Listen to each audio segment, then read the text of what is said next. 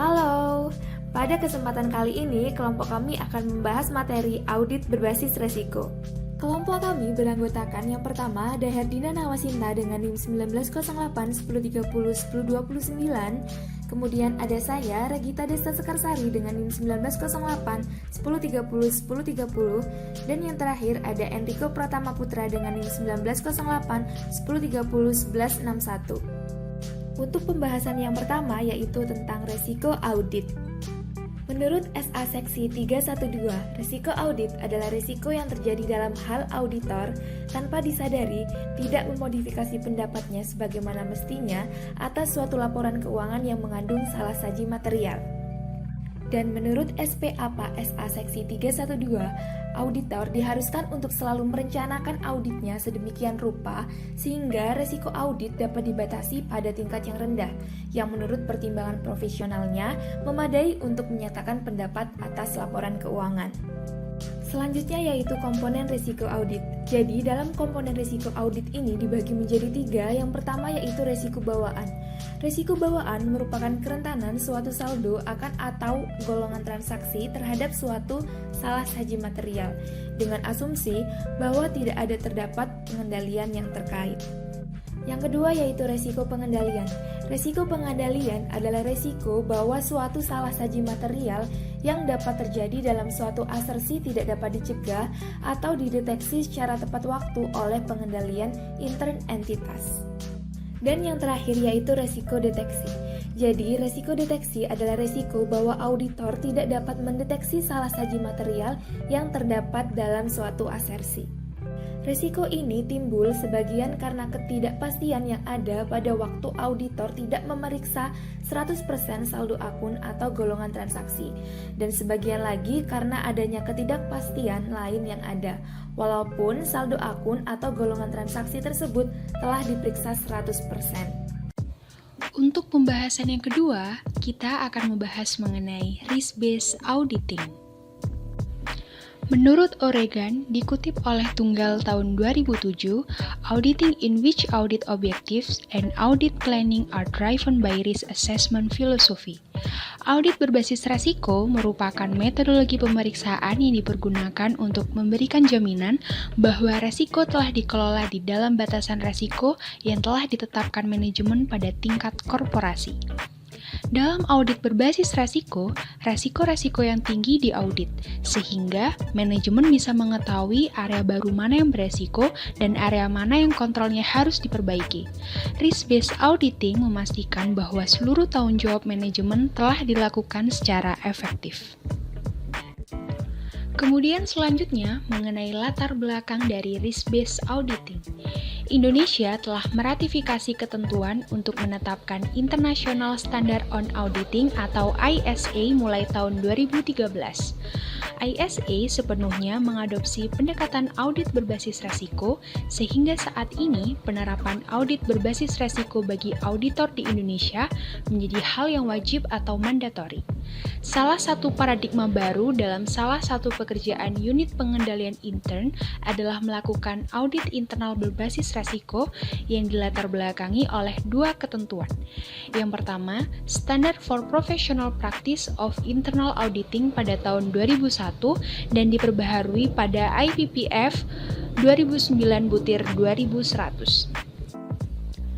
Pada Standard for Professional Practice of Internal Auditing tahun 2001 mengharuskan auditor intern untuk menggunakan suatu pendekatan yang sistematis dan terdisiplin mengevaluasi efektivitas proses. Yang pertama yaitu manajemen resiko, yang kedua pengendalian intern, dan yang ketiga yaitu corporate governance. Lalu, peraturan yang kedua yang melatar belakangi adanya risk-based auditing yaitu Peraturan Bank Indonesia Nomor 1/PBI/1999 pada tanggal 20 September tahun 1999 tentang penugasan Direktur Kepatuan dan penerapan standar pelaksanaan fungsi audit intern Bank Umum. Latar belakang tersebut mengharuskan auditor intern untuk menerapkan pendekatan sistematis dan terdisiplin untuk mengevaluasi dan meningkatkan efektivitas proses pengelolaan risiko, kecukupan pengendalian intern, dan tata kelola perusahaan yang baik atau good corporate governance. Selanjutnya, mengenai apa sih tujuan dari risk-based auditing atau audit berbasis resiko. Menurut Tunggal tahun 2007 menyebutkan bahwa tujuan umum metode risk-based auditing ada 3.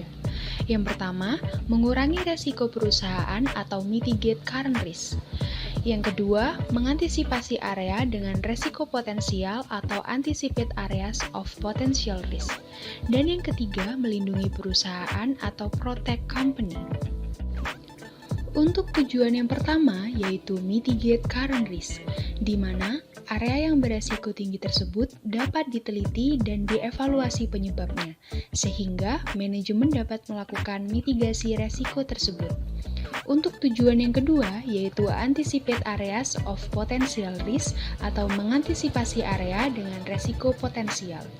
Risk-based auditing juga mengungkapkan area mana yang berpotensi mempunyai resiko tinggi dan yang mungkin tidak disadari oleh auditor dan auditor internal.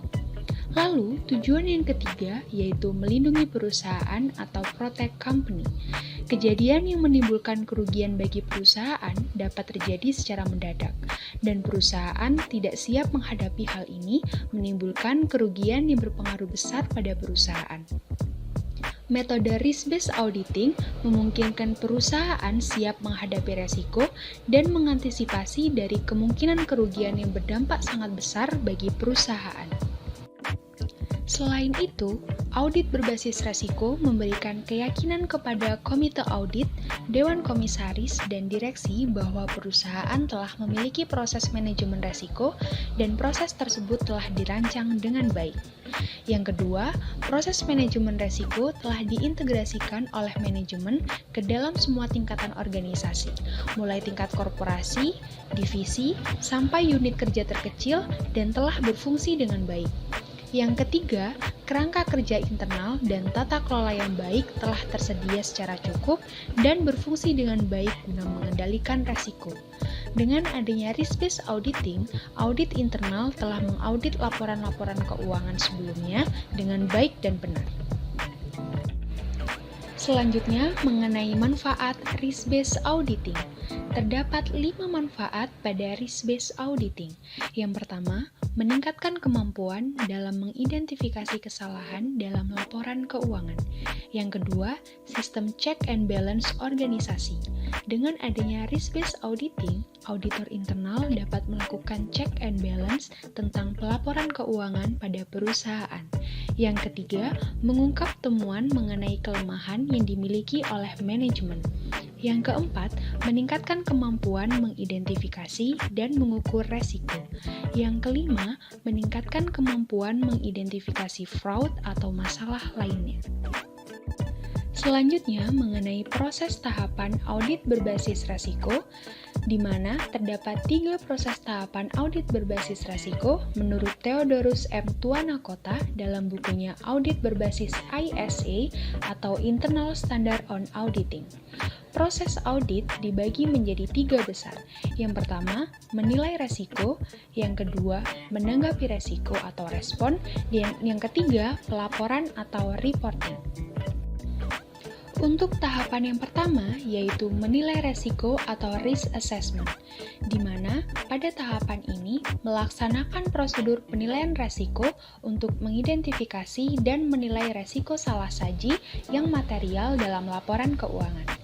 Risk assessment merupakan bagian dari manajemen resiko yang menyediakan proses terstruktur yang mengidentifikasi bagaimana tujuan mungkin terpengaruhi oleh resiko yang mungkin terjadi dan menganalisis konsekuensi apa yang mungkin terjadi dalam sebuah resiko dalam memutuskan penanganan seperti apa yang dibutuhkan. Tujuan dari dilakukannya risk assessment adalah untuk menyediakan informasi berbasis bukti dan analisis untuk membuat keputusan bagaimana mengatasi resiko dan bagaimana memilih beberapa opsi. Terdapat 3 tahapan dalam penilaian resiko. Yang pertama, yaitu identifikasi resiko atau risk identification, di mana identifikasi resiko merupakan proses untuk menemukan, mengenali, dan menggambarkan resiko.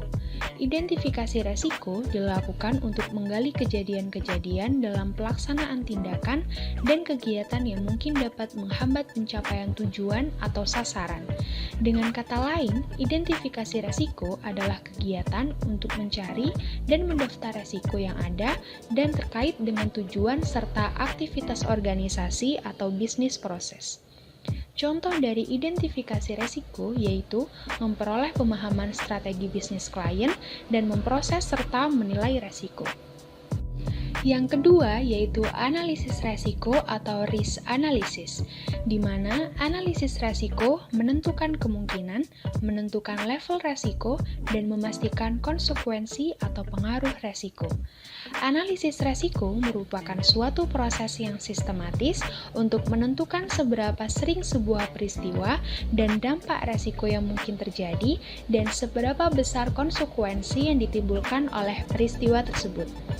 Tujuan dari analisis resiko adalah untuk memahami resiko yang penting untuk dikelola secara aktif dan menyediakan data untuk membantu menentukan prioritas penanganan dari resiko tersebut. Contoh dari analisis resiko yaitu memahami pengendalian internal dan menilai resiko pengendalian. Kemudian yang ketiga yaitu evaluasi resiko atau risk evaluation, di mana evaluasi resiko mengidentifikasi resiko yang dapat ditoleransi serta memprioritaskan resiko yang tinggi. Evaluasi resiko merupakan proses penjaringan antara level resiko yang ditemukan selama proses analisis dengan kriteria resiko yang diterapkan sebelumnya. Dengan kata lain, hasil dari evaluasi resiko ini menunjukkan peringkat resiko yang memerlukan penanganan atau mitigasi lebih lanjut dengan mengacu pada tingkat resiko yang dapat diterima. Lalu, untuk proses audit berbasis resiko yang kedua yaitu risk response. Pada proses ini dilakukan penilaian resiko bawaan dan resiko pengendalian pada tingkat laporan keuangan dan pada tingkat asersi, di mana dilakukan untuk setiap jenis transaksi, saldo akun, dan pengungkapan. Beberapa jenis tanggapan terhadap suatu resiko yang telah diidentifikasi dan dinilai adalah avoidance, reduction, sharing, atau acceptance. Lalu, untuk proses yang terakhir yaitu reporting atau pelaporan. Tahap pelaporan meliputi merumuskan pendapat berdasarkan bukti audit yang diperoleh, membuat dan menerbitkan laporan yang tepat sesuai dengan kesimpulan yang ditarik. Auditor juga harus menelaah kewajiban bersyarat dan komitmen, yaitu potensi kewajiban masa datang kepada pihak ketiga untuk jumlah yang tidak diketahui sebagai akibat dari aktivitas yang telah terjadi, serta menelaah peristiwa kemudian. Subbab berikutnya, kami akan membahas mengenai manajemen risiko, yang mana subbab ini merupakan tambahan pengetahuan bagi auditor yang akan melakukan audit di perusahaan. Manajemen risiko adalah serangkaian metodologi dan prosedur yang digunakan untuk mengidentifikasi, mengukur, memantau, dan mengendalikan risiko yang timbul dari seluruh kegiatan usaha. Yang mana jika disimpulkan, manajemen risiko merupakan suatu proses untuk melakukan analisis dan identifikasi terhadap suatu risiko yang kemungkinan terjadi. Nah, hal tersebut tentu dapat bermanfaat bagi auditor dalam melaksanakan tugasnya. Nah, mengapa manajemen risiko itu sangat diperlukan? Manajemen risiko ini diperlukan karena beberapa alasan. Yang pertama adalah melindungi perusahaan dari risiko signifikan yang dapat menghambat pencapaian tujuan perusahaan. Yang mana risiko-risiko perusahaan itu pasti ada, dan hal tersebut harus dapat diantisipasi oleh manajemen. Yang kedua adalah mendorong manajemen bertindak proaktif, mengurangi risiko kerugian, dan menjadikan pengelolaan risiko sebagai sumber keunggulan bersaing. Yang ketiga ada membangun kemampuan mensosialisasikan pemahaman mengenai risiko dan pentingnya pengelolaan risiko. Dan yang terakhir adalah mendorong insan perusahaan untuk berhati-hati dalam menghadapi risiko perusahaan sebagai upaya memaksimalkan nilai perusahaan. Selanjutnya ada klasifikasi risiko yang dapat dibedakan berdasarkan masing-masing tipe perusahaan. Yang pertama adalah risiko perorangan. Risiko ini berkaitan dengan kemungkinan kerugian yang menimpa kerja maupun harga milik akibat suatu peristiwa kecelakaan kerja, seperti sabotase, kebakaran, dan sebagainya. Risiko yang kedua adalah risiko pemasaran, yang mana pada dasarnya pemasaran merupakan kegiatan yang dilakukan dalam rangka memindahkan barang-barang dari produsen ke konsumen. Nah, fungsi utama pemasaran ini meliputi kegiatan pembelian, penjualan, pengangkutan, penyimpanan, informasi, dan penelitian pasar, maupun kegiatan samping dalam kegiatan pemasaran. Risiko ini berkaitan dengan kegiatan yang dilakukan pada pemasaran tersebut. Misalnya tidak mampu menjual produknya karena kesalahan identifikasi kebutuhan konsumen atau kesalahan analisis pesaing. Risiko ketiga adalah risiko keuangan. Risiko keuangan yang dihadapi badan usaha pada umumnya berkaitan dengan sumber dan penggunaan keuangan dalam kegiatan usaha, seperti tidak diterimanya permohonan kredit atau perpanjangan kredit karena kesulitan teknis dari bank pemberi, kenaikan tingkat pinjaman, kesalahan memilih sektor-sektor investasi, ketidakmampuan langganan melunasi hutang-hutangnya, dan sebagainya. Risiko selanjutnya adalah risiko produksi, yang mana keputusan yang diambil seringkali tidak disadari mengandung risiko yang cukup dominan, seperti kesalahan dalam perencanaan pembangunan gedung, maupun lokasi pemasangan mesin, penempatan tenaga kerja yang tidak tepat, dan sebagainya. Selain contoh-contoh tersebut, auditor juga dapat menyesuaikan dengan masing-masing tipe perusahaan yang menjadi area rentan dari risiko. Misalnya, ada risiko fluktuasi nilai tukar mata uang pada akun kas, risiko suku bunganya untuk utang, hingga risiko pasokan bahan baku pada persediaan. Nah, telah selesai sudah pemaparan materi mengenai audit berbasis risiko yang telah kami jelaskan. Semoga materi tersebut dapat menjadi tambahan pengetahuan bagi kita semua. Terima kasih atas perhatiannya. Sampai jumpa di video-video materi kami selanjutnya.